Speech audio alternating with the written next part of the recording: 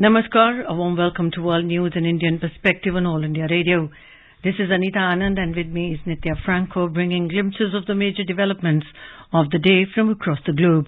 Over the next half an hour, we shall bring to you the latest from the world of politics, economy, sports, entertainment and more. The headlines. U.S. Treasury Secretary Janet Yellen to attend G20 finance ministers and central bank governors ministerial meet in Bengaluru.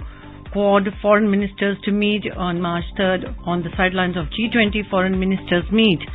The last NDRF special task force returns from Turkey to India after the final leg of Operation Dost. Bangladesh to procure 300 double-decker AC buses from India. Indian Prime Minister Narendra Modi welcomes African cheetahs in Kuno, says it will give a boost to India's wildlife ecosystem. Antarctica's ice sheet coverage reduces to a record low, warmer temperatures in coming times on the cards. Rescue efforts continue in the aftermath of subtropical storm Gabrielle. And in cricket, India wins second test match against Australia by 6 wickets.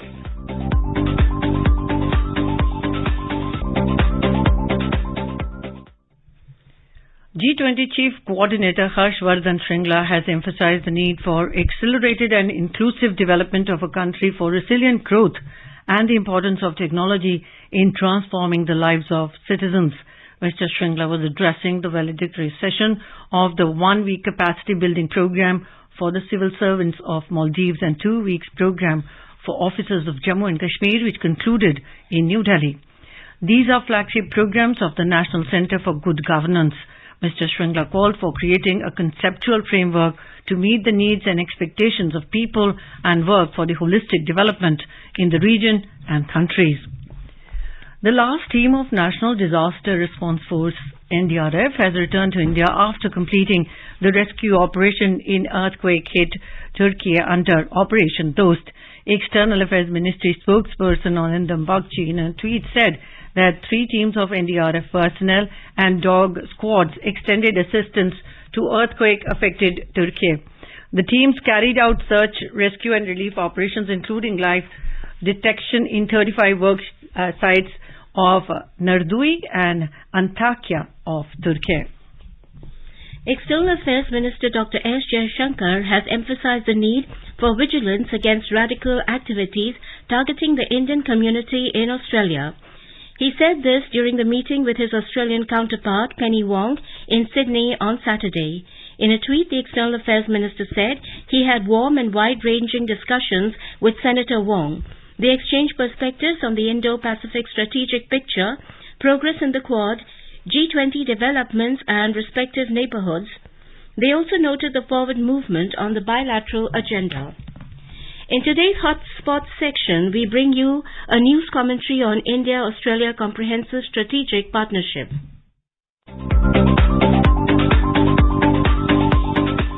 The India-Australia bilateral relationship is underpinned by shared values of pluralistic Commonwealth traditions, expanding economic engagement and increasing high-level interaction. External Affairs Minister S. Jaishankar recently called on Australian Prime Minister Anthony Albanese at the latter's official residence in Sydney and apprised him of the recent developments related to the strategic partnership between the two countries. The Foreign Minister says that the discussions reflected the full spirit of our strategic partnership. The meeting comes ahead of the Australian PM's scheduled trip to India next month as the two countries seek to finalise a trade deal following the interim agreement signed in April 2022. The interim agreement is expected to benefit several sectors in India, including textiles, leather, furniture, jewellery and machinery, even as it lifts tariffs on more than 85% of Australian goods exports to India. It comes at a critical time as both India and Australia are reassessing their trade policies. India is trying to establish its credentials as a country ready to do business with trusted partners and is busy finalizing a number of early harvest pacts. Australia is seeking to reduce its trade dependence on China by diversifying its export market after being at the receiving end of Beijing's trade weaponization. Prime Minister Modi had earlier extended an invitation to the Australian Prime Minister to visit India. Australian Prime Minister Anthony Albanese also talked about Australia's relationship with India ahead of his upcoming trip to India. He highlighted that the India-Australia relationship goes from strength to strength. Australian Prime Minister Anthony said, "I've already had a number of meetings with the Indian Prime Minister, and our economic relationship is important. I think we have complementary economies. I look forward to strengthening that as well as security issues. I, of course, am looking forward to being in India in just a few weeks' time now for the bilateral visit, and I thank Prime Minister Modi for the invitation." Several commonalities between India and Australia, including strong, vibrant, secular and multicultural democracies, free press, independent judicial system and English language, serve as a foundation for a closer cooperation and multifaceted interaction. The long-standing people-to-people ties, ever-increasing Indian students coming to Australia for higher education, growing tourism and sporting links, especially cricket and hockey, have played a significant role in further strengthening bilateral relations between the two countries. In recent years, India-Australia relationship has charted a whole new trajectory of transformational growth. Bilateral cooperation has seen exponential growth in existing frameworks of cooperation and further expanded across a wide spectrum of new areas, opening up new possibilities both at bilateral as well as global level. With greater convergence of views on various international issues such as international terrorism and shared approach to rules-based order in the Indo-Pacific region, the two great democracies of the region have expanded their bilateral relationship into global partnerships in plurilateral formats, including the Quad.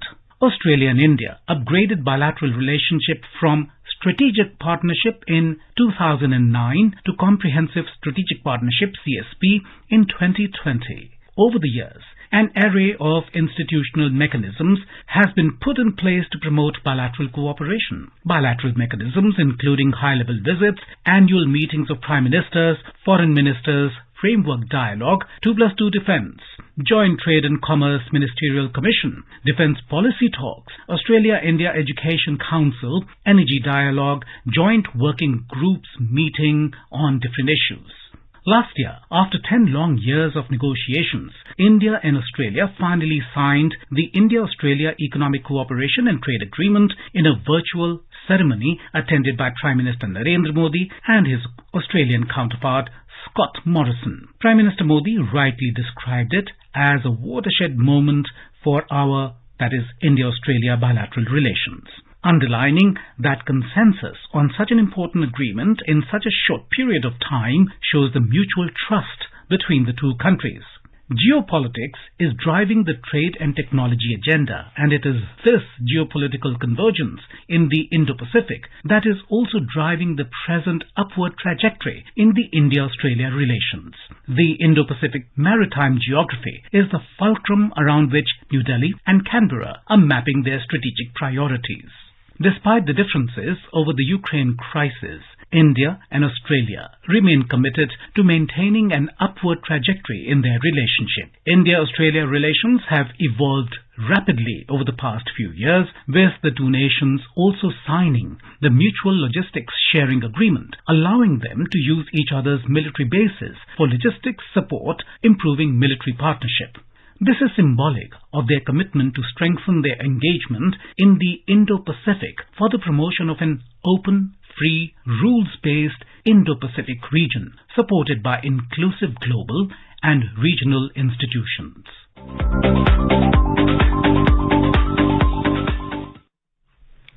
The government of Bangladesh has announced its plans to procure 300 electric double-decker air-conditioned buses from India. Bangladesh is among the most climate-vulnerable countries in the world. Our Dhaka correspondent reports the country has been taking several steps to reduce carbon emission and protect the environment in line with its national goals and international commitments. Bangladesh today announced plans for procurement of electric buses from India. Bangladesh Road Transport and Bridges Minister Obaidul Qadir, in a meeting with India's Deputy High Commissioner in Bangladesh, Dr. Binay George, announced that Bangladesh will procure 300 double-decker electric AC buses from India. The minister also requested India initially deliver 100 electric buses within this year for Dhaka and Chattogram cities. The government of Bangladesh is working on the policy for electric motor vehicle registration and operation. It is expected to be sent for cabinet approval this month. Rajesh Jha for AIR News, Dhaka. Prime Minister Narendra Modi on Sunday said Comprehensive Economic Partnership Agreement CEPA with UAE has given a boost to Indian entrepreneurs and has also deepened ties with UAE. He said this while quoting Commerce and Industry Minister Piyush Goyal's tweet, India-UAE CEPA recently completed 1 year. Mr. Goyal shared a tweet about a joint article written by him and UAE Minister of State for Foreign Trade, Sani Al-Zaoudi. The Union Minister goes on to say that the article highlights how the CEPA deal is a turning point in economic ties and a model for cross-border collaboration between India and the UAE. The Prime Minister on Sunday welcomed the new batch of 12 cheetahs at Kuno National Park in Madhya Pradesh. Quoting a tweet by Environment Minister Bhupendra Yadav, the Prime Minister said that the country's wildlife diversity has received a boost with this development. 12 cheetahs from South Africa were released into the park by Union Ministers Bhupendra Yadav and Narendra Singh Tomar and MP Chief Minister Shivraj Singh Chauhan on Saturday. The cheetahs are being brought to India as part of the Cheetah Reintroduction Project. Now let's take a look at the G20 roundup the past week. G20 India 2023. One Earth, one family, one future.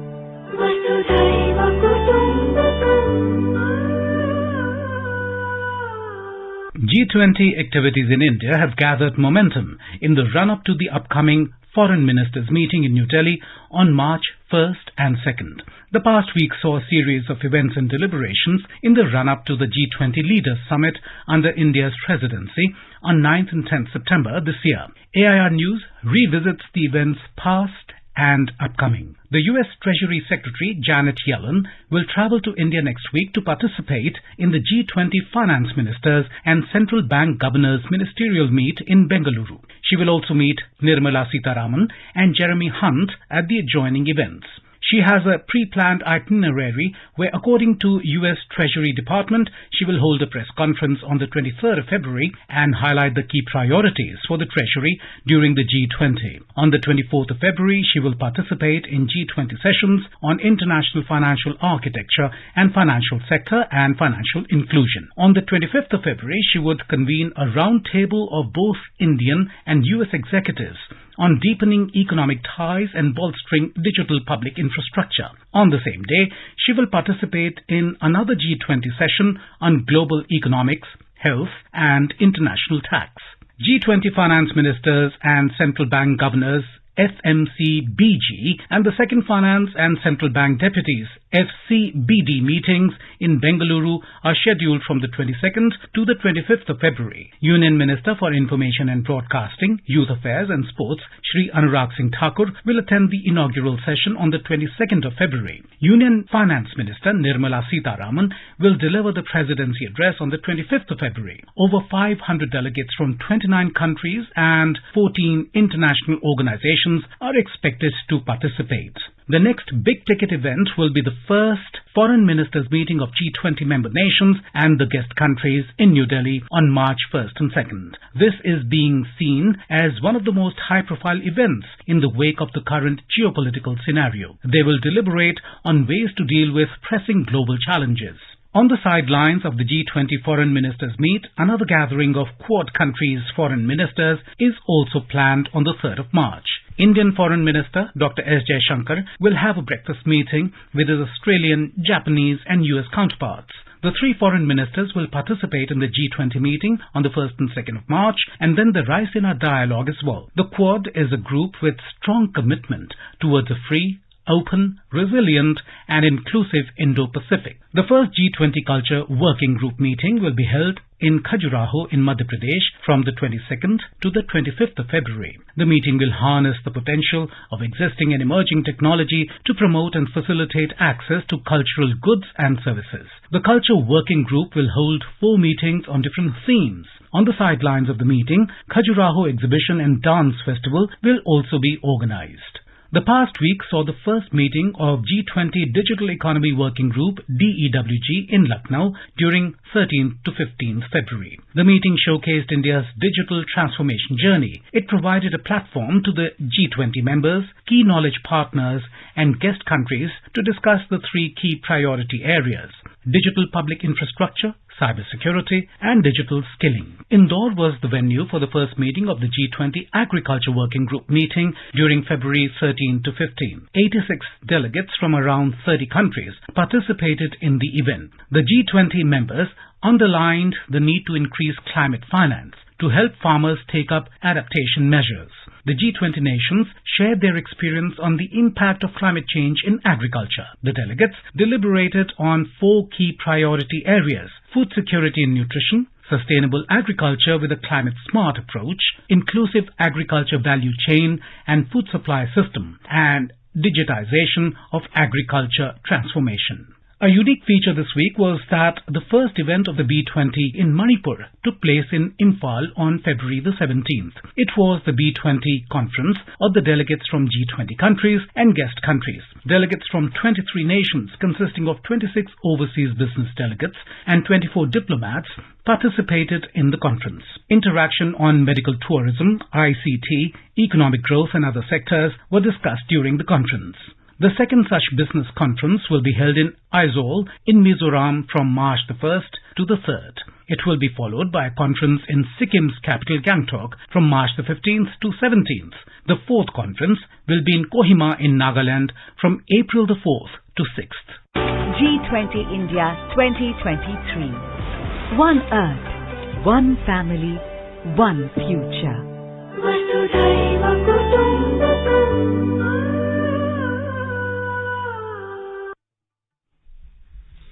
In a boost to India's moon mission, Chandrayaan-3 successfully underwent electromagnetic interference and electromagnetic compatibility or EMC test at UR Rao Satellite Centre, Bangalore.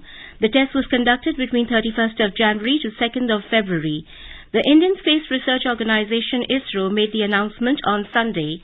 Chandrayaan-3 interplanetary mission has 3 major modules: the propulsion module, lander module and rover. ISRO said in a statement that the performance of the systems was satisfactory.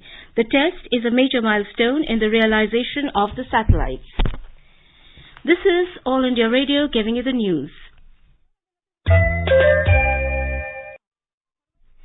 Welcome back to World News. Japan's government has begun arrangements to invite leaders of India and Australia to the G7 summit in May.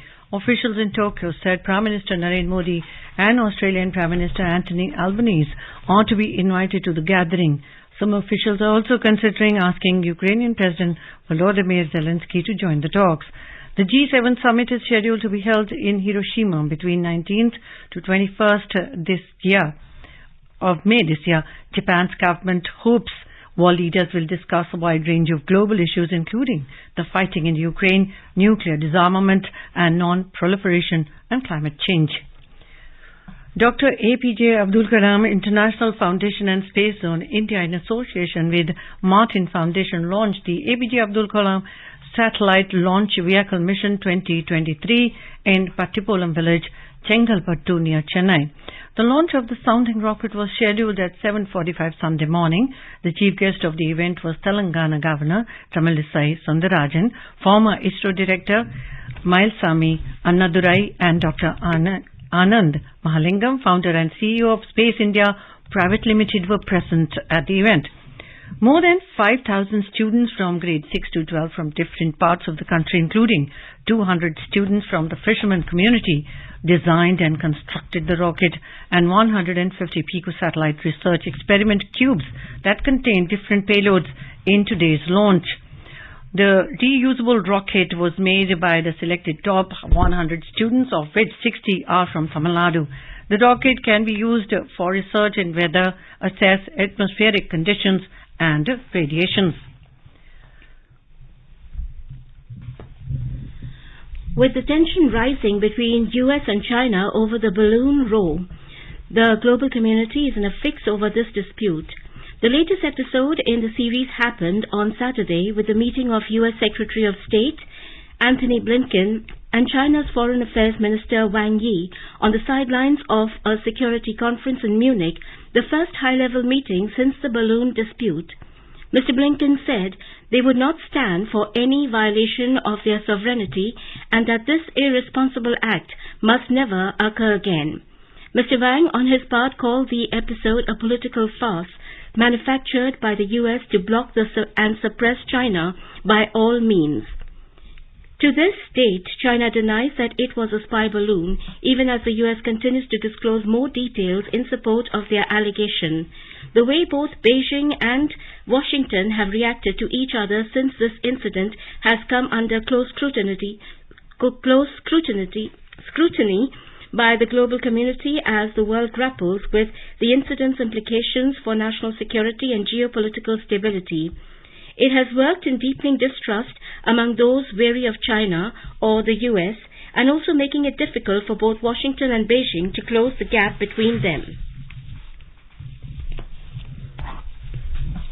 Scientists have reported that the Antarctica Ocean area covered by ice has shrunk to a record low due to the warmer temperatures.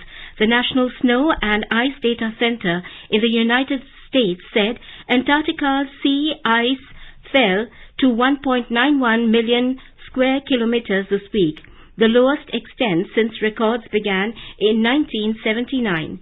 The Antarctic cycle undergoes significant annual variations during its summers of thawing and winters of freezing. The continent has not experienced the rapid melting of ice in the past 4 decades, but the high melt rate since 2016 raises concerns that a significant downward trend may be taking hold. Melting of the sea ice is problematic because it helps accelerated global warming.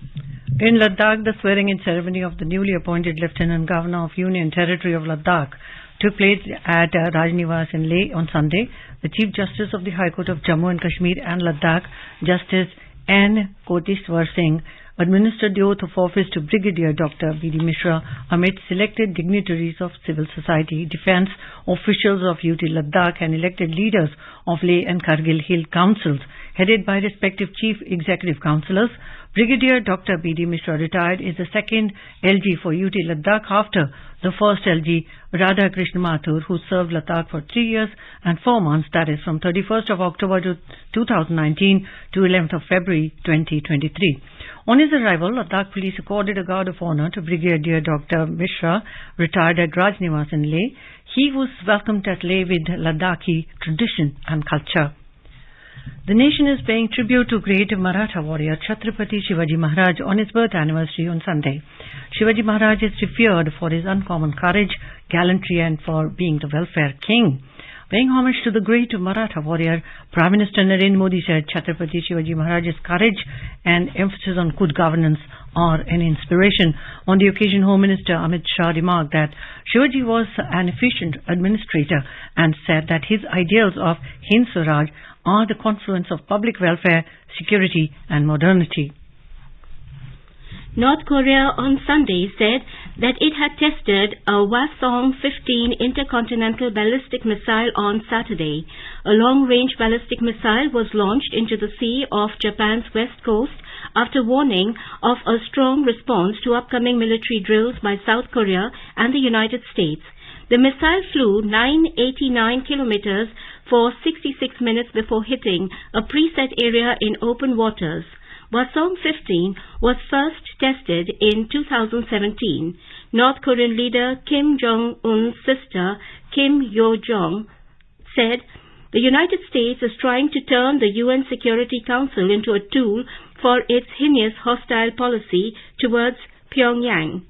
She said North Korea is watching every movement of the enemy and it will take corresponding and very powerful counter-action. North Korea's ballistic missile and nuclear weapons programs are banned by the UN Security Council. Yet Pyongyang continues with its weapon development and holds elaborate military parades. India achieved more than 15,000 transplants for the first time in a year in 2022. Health Secretary Rajesh Bhushan said this while addressing the gathering during National Organ and Tissue Transplant Organization Scientific Dialogue 2023 on Sunday. He said an annual increase of 27% in transplant numbers has been observed. He congratulated everyone on the positive outlook that the country is observing in organ and tissue transplants. He added that there is a fast resurgence in transplant activities post-COVID. He underlined 3 priority areas which include programmatic restructuring, communication strategy and skilling of professionals. Mission Olympic Cell has approved financial assistance towards training and Grand Slams competitions for 10 judokas, 2 badminton players and 3 fencers among others. The 10 judokas would be on training for 21 days in Uzbekistan and Georgia and will also compete in 3 Grand Slam events in Uzbekistan, Georgia and Turkey during this period. Ministry of Youth Affairs and Sports in a statement said that the players' participation fees, airfare, lodging and boarding and food costs among other expenditures would be borne by Sports Authority of India. The Mission Olympic Cell also approved expenditure for 2 badminton players to compete in German Open, All England Championship, Swiss Open, Orleans Masters, Spain Masters and Orleans Masters. In fencing, financial assistance has been approved for fencers Lashram Omoramba, Shreya Gupta and Oinam Juvraj Singh to compete at Cadet and Junior Asian Championship, Tashkent in March. Financial assistance is also being provided to swimmer Sri Harina Trice towards participation in Singapore National Championship. In cricket, India have retained the Border Gavaskar Trophy for 4th straight time against Australia as the hosts have now taken an unbeatable 2-0 lead in the 4-match series. If a series is drawn, the country holding the trophy retains it. India defeated Australia by 6 wickets in the second test in New Delhi on Sunday. Ravindra Jadeja, with a career best spell of 10 wickets in the match, 7 of them in the second innings, was declared man of the match. The hosts, chasing 115 for victory, scored 118 runs for the loss of 4 wickets in the second session on day 3. This is the second time in a row that India have beaten Australia in a test match within 3 days. Now let us take a look at the major developments around the world as reported in the foreign press. The Financial Times writes, Sweden warns against decoupling its NATO bid from Finland. South China Morning Post writes, Hong Kong Advocacy Group calls for more psychiatric support for homeless residents. Le Monde writes, Europe has not let its climate ambitions shatter. The Washington Post writes, death toll from Turkey's Syria earthquakes crosses 46,000 as rescues wind down. The Globe and Mail reports most Canadians want the right to plan ahead for an assisted death if they get dementia. The Guardian says Turkey ends rescue efforts in all but 2 earthquake-hit provinces. The Japan Times reports amid renewed interest in nuclear fusion, Japan's research reaches a critical stage. And now a quick look at the headlines once again. U.S. Treasury Secretary Janet Yellen to attend G20 finance ministers and central bank governors ministerial meet in Bengaluru. Quad foreign ministers to meet on 3rd of March on the sidelines of G20 foreign ministers meet. The last NDRF special task force returns from Turkey to India after the final leg of Operation Dost. Bangladesh to procure 300 double-decker AC buses from India. Indian Prime Minister Narendra Modi welcomes African cheetahs in Kuno, says it will give a boost to India's wildlife ecosystem. Antarctica's ice sheet coverage reduces to a record low, warmer temperatures in coming times on the cards. Rescue efforts continue in the aftermath of subtropical storm Gabrielle. And in cricket, India wins second test match against Australia by 6 wickets. And now, before we end, let's listen to Mahatma Gandhi's favorite bhajan, Vaishnav Jan, by artists from Australia.